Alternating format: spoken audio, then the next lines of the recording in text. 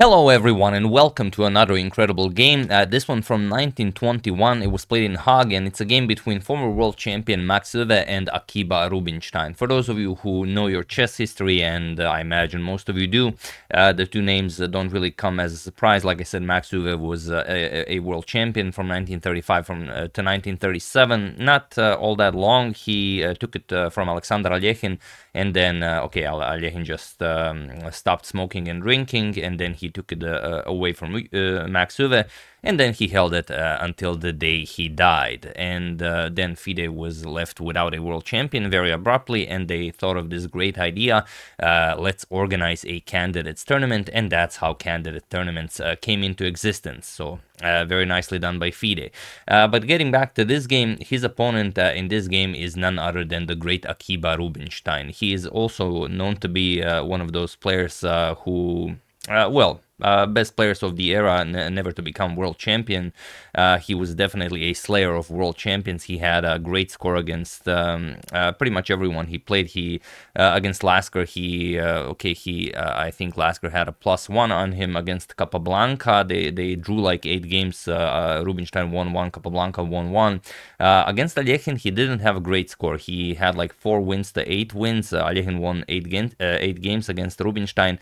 But it is said that Rubinstein played his best chess up until the beginning of World War I, maybe some 1913, 1914, and after World War I, his chess and the mental health somewhat deteriorated, so he couldn't perform quite on that level. Because before World War I, he played Alechin 4 times. Okay, one was a consultation game. It was Alechin and a friend, I guess, against Rubinstein and a friend, and that game was won by Alechin and his teammate. But the 3 other games that they played, Rubinstein won all 3, and only after World War I, when they started playing each other, Alechin won all the other games that we discussed. And here we have a game against Euwe. Getting back to that, just wanted to introduce the players a little bit. Let's check it out. It's quite a beautiful game, and really a wild one, and a lot of cool pause the video moments for you guys to solve. So let's check it out. Euwe with the white pieces opens with pawn to e4. Rubinstein replies with c5. He goes for the Sicilian defense. Sorry about that. We have knight to f3. Knight to f6, going for the Nimzowitsch variation of the Sicilian, and now pawn to e5. We have knight to d5, and now pawn to d4. So something that you would see even in modern chess. C captures on d4, queen captures, and now pawn to e6. And now there are a couple of moves that come to mind here. And nowadays, okay, you know that you're going to play bishop to c4 or a3, or maybe even bishop to d3. But Euwe tries the very ambitious pawn to c4, and this is a little bit too much to ask for, because here Rubinstein goes knight to c6. He attacks the queen, queen back to d1, and now knight back to e7. So okay, it seems like you've pushed the knight back into a corner, but the knight is really being remaneuvered to g6, and then you will have a whole lot of pressure on that advanced e5 pawn. So maybe you've advanced it a bit too far. We have bishop to d2. Moves you can consider here are some like knight c3, bishop d3, bishop d2. So in some order you have to play them, but Euwe knows that the e5 pawn will come under attack with moves like knight g6 and queen to c7, and he wants to be ready to play bishop to c3 to help defend it.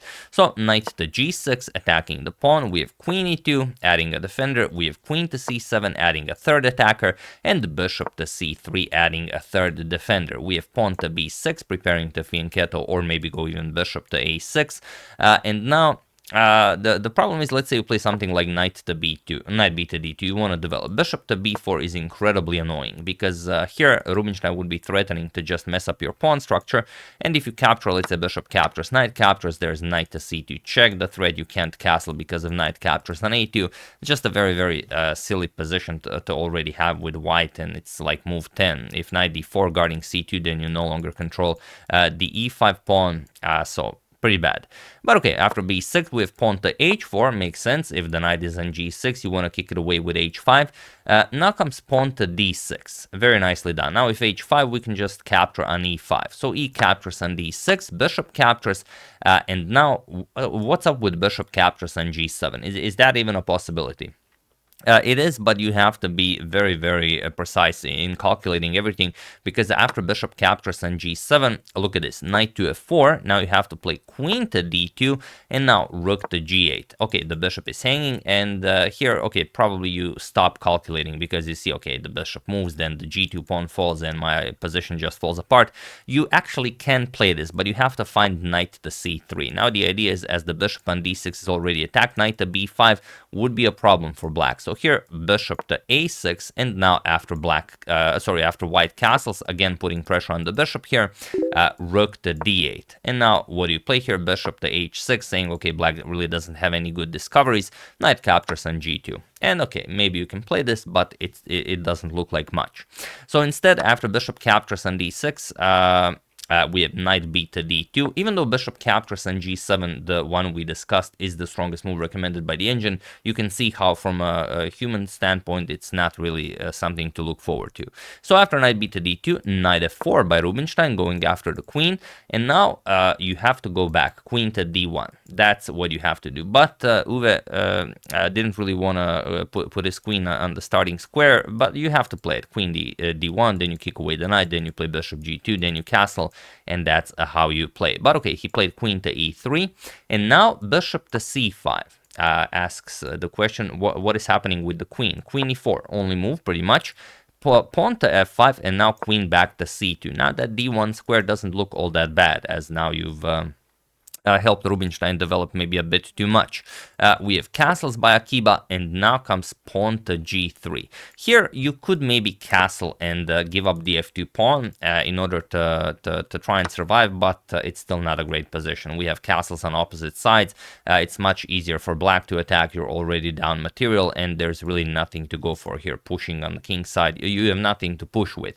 So here g3, attacking the knight, knight to g6. Now we have h5, knight g to e5, and again you can't really castle. If you castle, knight g4, and again you have big problems here. So Euwe has to figure out a way out of this. He plays knight captures on e5, knight captures on e5, and now pawn to b4. He wants to kick away the bishop from this diagonal, and then castle queenside, and hopefully survive this game, maybe even go for a nice attack here, but that's easier said than done. Feel free to pause the video here and try to find an unstoppable idea for Rubinstein while I give you a couple of seconds.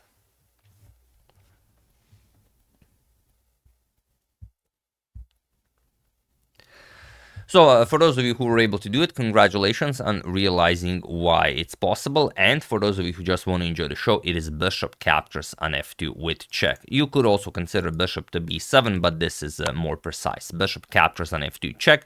Now you have to capture, otherwise you have to admit that you did not consider this. So king captures on f2, and now knight to g4 check. And now the point is, you cannot defend the g3 pawn. If you go king to g2, then, well, I mean, bishop e7, knight to e3 check wins the queen. Not possible. So instead, after this knight captures on g4 check, we have king to e2, and now again, what do you play? The way to continue this, and here Rubinstein messes up, is bishop to b7. This is what you have to play. Rubinstein did not go for this. He rushed it a little bit. But after bishop to b7, there's just no move white can play. You can move the rook, as the rook here is hanging. Rook to g1, and now pawn to f4, threatening to open up the f-file, or even f3 check is coming. So after captures and captures, there's not much for white to do here. If king to d1, queen e3, and the rook cannot be saved. But after king to e2, Rubinstein hurried with queen captures on g3. I mean, it just looks too good not to play it. But now there actually is a way for Max to save this position, but it's incredibly difficult to find. However, you guys are always up to the task. Feel free to pause the video and try to find the only move that not only saves the game for white, but also gives white a better position, while I give you a couple of seconds.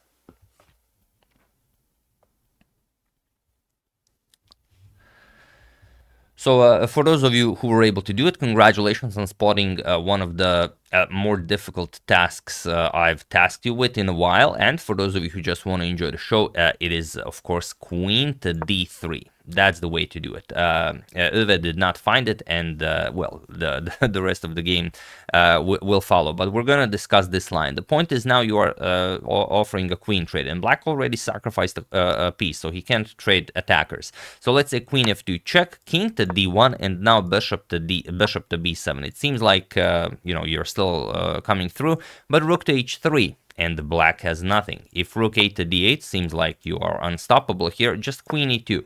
And there's nothing. There's really nothing you can play. Like whatever you play, you're just going to be worse. You're already down a piece, and white survived the attack. But he didn't spot it. After queen captures on g3, bishop to d4 was played, and now, that is a problem for Max. We have bishop to b7 attacking the rook here, rook to h3 attacks the queen, and now queen to d6. Now the bishop on d4 is a target, otherwise queen d6 would not come with tempo. Queen to c3, also having some very nice pressure against that g7 pawn, and pawn to e5. Now we have bishop to g1, look at this mighty bishop pair, and now pawn to f4. And here you could try running away. King to d1, let's say, then you see knight to e3 check. Of course, you can't really even trade here. This opens up the f file for the other rook, so you have to move the king back. Let's say knight captures, and you try to survive this. But the pawns are marching forward. It would not be easy to last long here. So instead, pawn to c5 was played. Makes sense. You played with tempo, and also you free up this diagonal for any incoming checks. But now queen to h6. Now threatening f3 check. So king to e1, and sorry, not to d1, king to e1. King to d1 can also be considered, but for some reason, I guess he wanted to avoid rook to d8, maybe. I mean, the position is so open, there are many reasons why he would choose king to e1 instead of king to d1. But now pawn to e4, and look at this, all of this control. Black controlling so many squares here, it's disgusting to even play this. And here we have rook to h4, the final move that loses the game for Euwe. I will just show a line that is so spectacular, that is pretty much the only way for Euwe to save this game, is bishop back to d4. The move should come to mind because once Rubinstein played e4 and he did rush it a little bit, he again lost control over the d4 square, and it's one of those things that we constantly repeat. One of Josh Waitzkin's the square that was left behind, the bishop to d4. And now the problem is, let's say e3, you will play knight to c4, and after f3 it seems like all is lost, but now you play knight to d6. And okay, you're attacking the bishop, but that doesn't really matter. What matters is that you've blocked off the d file and you're controlling the e8 square, so you don't have to worry about anything there. And now after e2, yes, the bishop is lost, but now you have queen c4 check, king to h8, and knight to f7 check, forcing a trade here, captures, and after e captures on f1 with queen, king captures. Now there are many options here, but the only good one for black is knight to e3 with check. You will of course decline this trade, king to f2, and now you could continue with knight g4 check, knight e3, you could repeat here, or you could try knight f5 to defend g7 and attack the bishop here, but now queen captures on f5 and queen to d2 with check. King g3, queen captures on d4, grabbing back the material, and now rook to e1, and all of a sudden white is back in the game. There's not really all that much to try here, but it would be best. For example, queen d2 going for queen to g2 check can be met with queen to e5. It's such a complicated position, but I mean, allowing queen to g2 check is crazy. Queen g2 check, king to h4. Your king is actually safe on h4. And now after queen to f2 check, you're going to play rook to g3. Queen to h2 check, rook to h3. You don't mind the trade here. But even though you don't mind, again, you can only repeat moves here. Queen f2 check, queen h2 check, or you can trade here, captures, and then play pawn to f2. And again, we trade down into a nice draw. Let's say rook to f5, bishop to g2, and you're winning the material back. Rook captures on f2, bishop captures, king captures, and now let's say captures, and rook to c8. Equal endgame, not much to be done about this. So that was the way to save this for Euwe. if he had found bishop to d4.